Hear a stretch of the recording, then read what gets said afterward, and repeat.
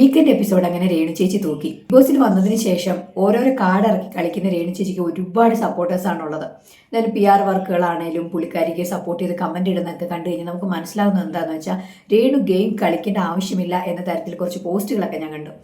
ഈ big boss season 7 TRP കൂട്ടാൻ വേണ്ടി മാത്രമാണ് രേണുവിനെ ബിഗ് ബോസിലേക്ക് എടുത്തേക്കുന്നത്. അതുകൊണ്ട് തന്നെ രേണുവിന് അങ്ങനെ വലിയ ഗെയിം ഒന്നും കളിക്കേണ്ട കാര്യമില്ല. രേണുവിന്റെ ഫേമസ് കണ്ട് മാത്രമാണ് ബിഗ് ബോസ് രേണുവിനെ ബിഗ് ബോസിൽ എടുത്തേക്കുന്നത്. അതുകൊണ്ട് ബിഗ് ബോസ് ഹൈ പേയ്മെന്റ് ആണ് രേണുവിന് കൊടുക്കുന്നത്. വലിയ ഗെയിം ഒന്നും കളിച്ചില്ലെങ്കിലും കുഴപ്പമില്ല, രേണുവിന്റെ പ്രസൻസ് അവിടെ മതി എന്ന തരത്തിലാണ് രേണുവിന്റെ ആരാധകരും പറയുന്നത്.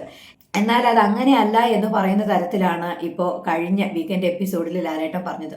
ഭൂമി കയ്യേറ്റം എന്ന് പറയുന്ന ടാസ്കിൽ രേണു ഇങ്ങനെ ഒരു ആട്ടുകല്ലിന് കാറ്റ് പിടിച്ച പോലെ നിൽക്കുകയാണ്. എല്ലാവരെയും ഭൂമി കയ്യേറ്റുന്നതിന് കൊടി നാട്ടുന്നതിന് വേണ്ടി മത്സരിച്ച് ഓടുന്നു, ഈ കൊടിയൊക്കെ ഒളിച്ചു വെക്കാൻ നോക്കുന്നു. അങ്ങനെ പൊരിഞ്ഞ പോരാട്ടം നടന്നുകൊണ്ടുള്ള ഗെയിം നടക്കുമ്പോൾ രേണു അവിടെ വെറുതെ നോക്കിയിരിക്കുകയാണ്. അപ്പോൾ രേണുവിനോട് ലാലേട്ടൻ ചോദിക്കുകയാണ്, എന്തുകൊണ്ടാണ് അവിടെ നിന്ന്? ഞാൻ വിചാരിച്ചു ഒരു ക്യാമറ പോലെ എല്ലാം ഒപ്പിയെടുക്കാൻ വേണ്ടി എല്ലാം വീക്ഷിച്ചുകൊണ്ട് നിൽക്കുവാണല്ലോ എന്ന് പറയുമ്പോൾ രേണുവിൻ്റെ മറുപടി ഇതാണ്, അത് ഞാൻ കൊടി സംരക്ഷിക്കാൻ വേണ്ടി നിന്നതാണെന്നാണ് പറയുന്നത്. അപ്പോൾ ആ സമയത്ത് കൂട്ടത്തിൽ നിന്ന് ആരോണ്ട് എന്തോ ഒരു കമന്റ് അടിച്ചു. എന്നാലും രേണു അപ്പോഴേക്കും അവർ നേരെ നോക്കി ഒരു ഉള ചിരിയൊക്കെ ചിരിക്കുന്നുണ്ട്. അപ്പോൾ അതിൻ്റെ അർത്ഥം അവരെന്തോ പറഞ്ഞു. സത്യത്തിൽ അവിടെ ആ ഗെയിമിൻ്റെ ഇടയിൽ ഒരു കൊടി സംരക്ഷിക്കലോ അല്ലെങ്കിൽ ഒരു തരത്തിലുള്ള ഒരു ആക്ടിവിറ്റി രേണു കാണിച്ചില്ല. രേണുവിൻ്റെ ഭാഗത്ത് ഉണ്ടായിട്ടില്ല. ആരും ഇവരെ പുള്ളിക്കാരനെ കൊടി ടേപ്പിച്ചിട്ടുമില്ല. ആ ലൈവിൽ കണ്ടപ്പോഴും നമുക്കതാണ് മനസ്സിലായത്. പിന്നെ വീക്കെൻഡ് എപ്പിസോഡിൽ ലാലേട്ടൻ അത് എടുത്ത് കാണിച്ചപ്പോഴും നമുക്കത് കാണാൻ സാധിച്ചു. വെറുതെ അവിടെ നോക്കിയിരിക്കുകയാണ് കണ്ടത്.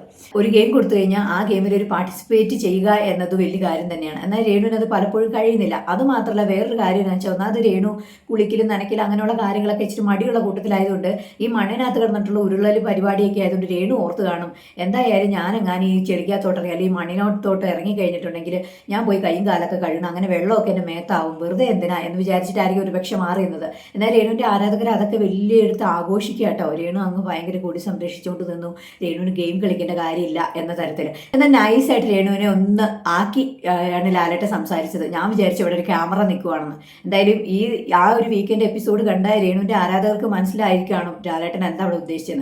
ഗെയിം കളിക്കാൻ വന്നാൽ ഗെയിം കളിക്കണം, അല്ലാതെ വടി പിഴിഞ്ഞതുപോലെ നിന്നിട്ടൊന്നും ഒരു കാര്യമില്ല. എന്തായാലും ഇന്നത്തെ വീക്കെൻഡ് എപ്പിസോഡിന് വേണ്ടി എല്ലാവരും കാത്തിരിക്കുകയാണ്. കാരണം ഒരുപാട് ചോദ്യങ്ങളൊക്കെ ലാലേട്ടന് ചോദിക്കാനുണ്ട്. ഹൈജീനെ കുറിച്ചൊന്നും മൊത്തം പറഞ്ഞു തീർന്നില്ല.